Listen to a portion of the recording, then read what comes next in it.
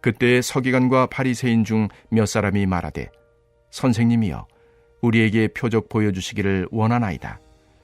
예수께서 대답하여 이르시되 악하고 음란한 세대가 표적을 구하나 선지자 요나의 표적밖에는 보일 표적이 없느니라. 요나가 밤낮 사흘 동안 큰 물고기 뱃속에 있었던 것 같이 인자도 밤낮 사흘 동안 땅속에 있으리라. 심판때에 니느웨 사람들이 일어나 이 세대 사람을 정죄하리니 이는 그들이 요나의 전도를 듣고 회개하였음이거니와 요나보다 더 큰 이가 여기 있으며 심판때에 남방 여왕이 일어나 이 세대 사람을 정죄하리니 이는 그가 솔로몬의 지혜로운 말을 들으려고 땅끝에서 왔음이거니와 솔로몬보다 더 큰 이가 여기 있느니라.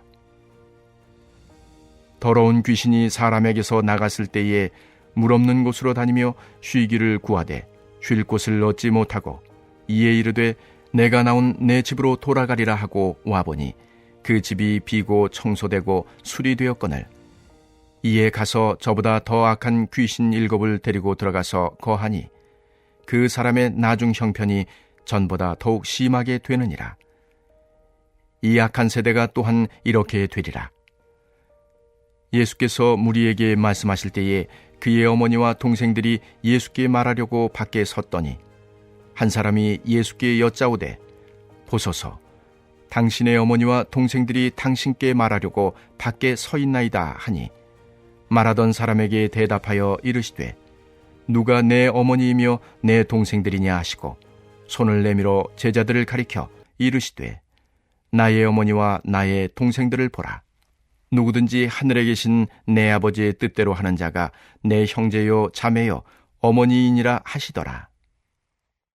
할렐루야. 오늘 말씀을 통해 귀 있는 모든 성도님들이 되어 하나님 말씀에 순종하는 복된 하루가 되시길 간절히 소망합니다. 사랑하는 성도 여러분, 우리는 불확실한 그 시대를 살아가고 있습니다. 내일의 경제가 어떻게 될지, 우리의 자녀들의 미래가 어떻게 될지, 나의 건강과 나의 진로가 어떻게 될지 아무것도 확신할 수 없는 세상입니다. 그래서 우리는 끊임없이 확실한 증거, 보다 정확한 증거를 요구합니다. 예를 들어 투자를 할 때 원금이 보장된다는 증서를 원하고 물건을 하나 사더라도 품질 보증서를 꼼꼼히 따질 때가 있습니다. 이러한 마음은 우리의 신앙생활에서도 비슷하게 나타납니다. 우리는 종종 하나님께 이렇게 구하곤 합니다. 하나님, 제가 이 길이 가는 것이 맞습니까? 그렇다면 확실한 표적을 보여주십시오.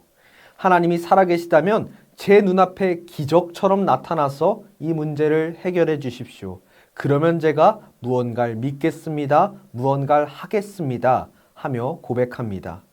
오늘 본문에 등장하는 서기관과 바리새인들의 마음이 딱 이와 같았습니다. 그들은 이미 예수님께서 수많은 병자들도 고치시고 귀신도 내쫓으시는 것을 보았습니다.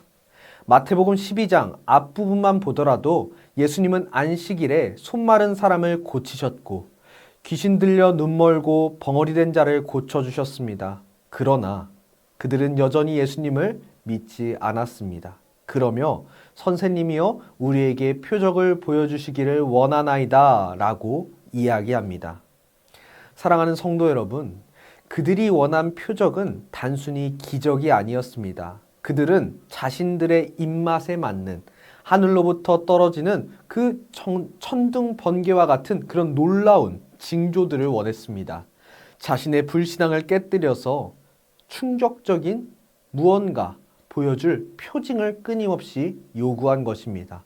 하지만 예수님께서는 그들의 요구를 단호히 거절하셨습니다. 그리고 오늘 우리에게 참된 신앙이 무엇인지, 그리고 우리가 붙잡아야 할 진짜 표적이 무엇인지를 말씀해 주십니다. 예수님은 표적을 구하는 그들에게 충격적인 말씀을 시작하십니다. 그건 바로 오늘 말씀 속 기록되어 있는 악하고 음란한 세대가 표적을 구하나 선지자 요나의 표적밖에는 보일 표적이 없느니라. 아멘. 주님은 이 39절의 말씀을 말씀하시며 왜 예수님은 그들을 악하고 음란하다라고 하셨는지를 살펴보려고 합니다. 여기서 음란하다라는 것은 육체의 의미를 넘어서 영적으로 하나님보다 다른 것을 더 사랑하고 신뢰한다는 뜻입니다. 하나님이 보내신 아들, 그 예수 그리스도를 눈앞에 보는데도 그분을 믿기보다는 눈에 보이는 기적과 현상을 더 의지하려는 태도가 바로 영적인 음란함, 간음이라 할 수 있습니다. 예수님은 그들에게 보여줄 표적은 오직 요나의 표적뿐이라 말씀하십니다. 여러분, 요나는 어떠한 인물입니까? 요나가 밤낮 사흘 동안 큰 물고기 뱃속에 있었던 것처럼 예수님도 밤낮 사흘 동안 땅속, 즉 무덤에 있는 것이라고 이야기합니다. 이것은 곧 예수 그리스도의 십자가 죽음과 부활을 의미합니다. 사랑하는 안디옥교회 성도 여러분, 기독교의 핵심은 기적이 아니라 십자가입니다. 병이 낫고 부자가 되고 문제가 해결되는 기적은 다른 종교에도 이야기합니다. 그러나 창조주 하나님께서 인간의 몸을 입고 오셔서 우리의 모든 죄를 대신하여 죽으시고 3일 만에 부활하신 그 사건, 요나의 표적은 오직 기독교에만 있는 구원의 근거라고 할 수 있습니다. 예수님은 이어 니느웨 사람들을 언급합니다. 또한 남방 여왕을 언급합니다. 니느웨 사람들은 요나가 40일이 지나면 니느웨가 무너지리라 라고 외치면 어찌 보면 투박하면서도 불친절한 그 외침을 듣고도 왕부터 짐승까지 베옷을 입고 주님 앞에 회개하였습니다. 남방 여왕은 솔로몬의 지혜를 듣기 위해 땅끝에서부터 찾아왔습니다. 여러분, 이처럼 하나님의 말씀 앞에, 하나님이 주신 지혜 앞에 반응했다라는 것입니다. 그런데 지금 이스라엘 백성들 앞에는 요나보다도 더 크시니 솔로몬의 지혜보다 더 지혜로우신 예수님이 계십니다. 그럼에도 그들은 회개하지 않고 말씀을 들으려 하지 않고 오직 자신이 원하는 입맛대로의 표적을 구하고 있습니다. 여러분, 이게 얼마나 안타깝고 어리석은 일일까요? 그런데 오늘 우리의 모습도 점검해 봐야 됩니다. 우리는 이미 성경과 그 하나님의 말씀과 십자가와 부활이라는 가장 명확하고 확실한 표적을 가지고 있습니다. 그럼에도 불구하고 우리는 여전히 하나님께 한 번만 보여주세요, 보여주세요 하면서 우리의 믿음을 미루고 있지 않습니까? 십자가의 은혜에 감격하고 다른 은사를 찾아 돌아다니는 어리석은 우리의 모습을 돌아봐야 된다는 것입니다. 요나보다 더 크신 예수님이 우리와 함께 계심을 믿는 것이 가장 큰 기적이자 표적임을 믿으시길 소망합니다.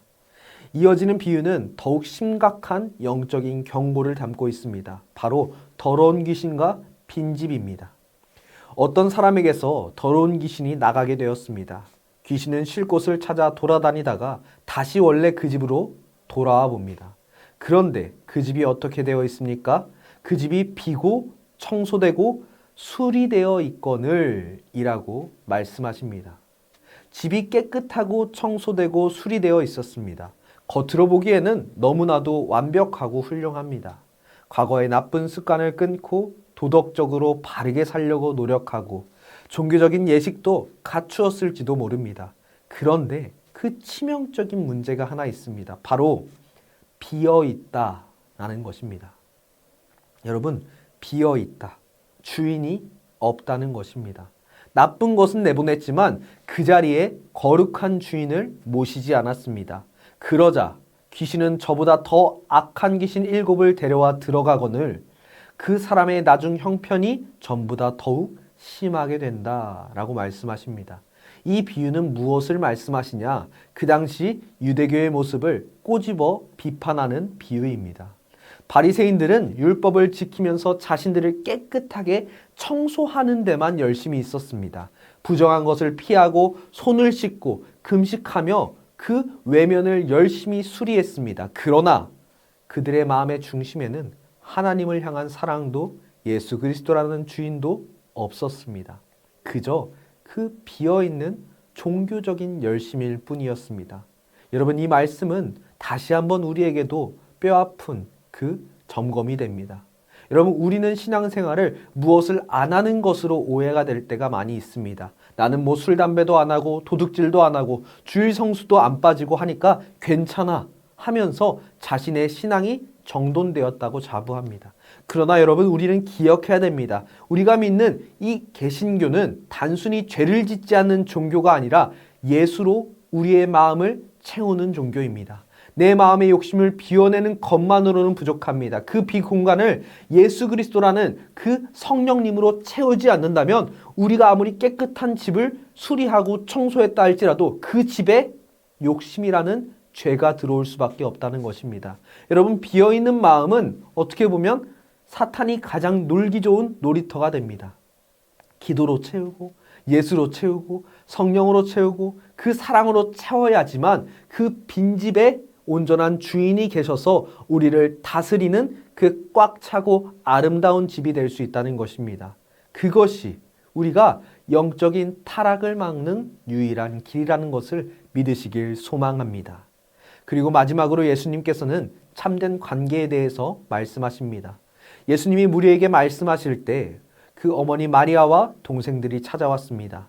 당시 문화에서 가족의 방문은 매우 중요한 일이었습니다. 누군가 예수께 당신의 어머니와 동생들이 밖에 서 있습니다 라고 알리게 됩니다. 그런데 예수님은 이에 파격적이면서 놀라운 대답을 하십니다.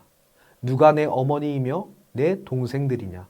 누구든지 하늘에 계신 내 아버지의 뜻대로 하는 자가 내 형제요 자매요 어머니이니라. 아멘. 여러분, 이 말씀은 육신의 가족을 무시하려는 것이 아닙니다. 예수님께서 하고 싶은 말씀은 혈연을 넘어선 영적인 새로운 가족 공동체를 선포하고 열어주신 것입니다. 유대인들은 자신들이 아브라함의 자손이라는 그 혈통적인 자부심으로 통하여서 그것을 자부하고 자랑했습니다. 우리는 태어날 때부터 하나님의 가족이다 라고 이야기했습니다. 그러나 예수님께서는 그 혈통이 구원을 보장하지 않는다 라고 말씀하십니다. 그렇다면 누가 진짜 예수님의 가족이라고 할 수 있겠습니까? 앞서 말씀드린 대로 하늘에 계신 내 아버지의 뜻대로 하는 자, 그가 바로 하나님의 그 주님의 가족이라는 것입니다. 여러분, 여기서 아버지의 뜻이라는 것은 단순히 착하게 사는 도덕적 의지를 말하는 것이 아닙니다. 요한복음 6장 40절을 보면 이렇게 나와 있습니다. 내 아버지의 뜻은 아들을 보고 믿는 자마다 영생을 얻는 이것이니 라고 말씀하십니다. 즉, 아버지의 뜻대로 한다는 것은 먼저 예수 그리스도를 구주로 영접하는 것, 그리고 그분의 가르침에 순종하여 십자가의 길을 함께 걷는 것입니다. 여러분, 그리스도의 가족이 된다는 것은 그분의 영광뿐만 아니라 그분의 고난에도 적극적으로 참여한다는 것을 의미합니다. 여러분, 우리는 예수님의 가족이라고 하면서 그 축복만 바라보고 그분이 짊어진 십자가는 거부하고 있지 않습니까? 여러분, 진짜 가족은 힘들 때나 기쁠 때나 함께하는 사람입니다. 예수님이 가신 그 좁은 길, 희생의 길을 기꺼이 따라가는 그 자가 바로 예수님의 형제이자 자매이자 가족이라는 것입니다. 교회를 오래 다녔다고 하는 그 연수, 그리고 직분, 모태신앙, 이런 배경이 예수님의 가족으로 만들어주지 않습니다. 여러분, 요한계시록 속 라오디게아 교회처럼 예수님을 문 밖에 세워두고 우리끼리만 예배하고 있다면, 나의 신앙만 지키고 있다면 그건 가족이 아닌 남이라 할 수 있습니다. 여러분, 오늘 한번 우리의 모습을 돌아보십시오. 여러분, 아버지의 뜻을 순종하고 계십니까? 여러분, 그렇다면 여러분이 진정한 예수님의 가족이라 할 수 있습니다.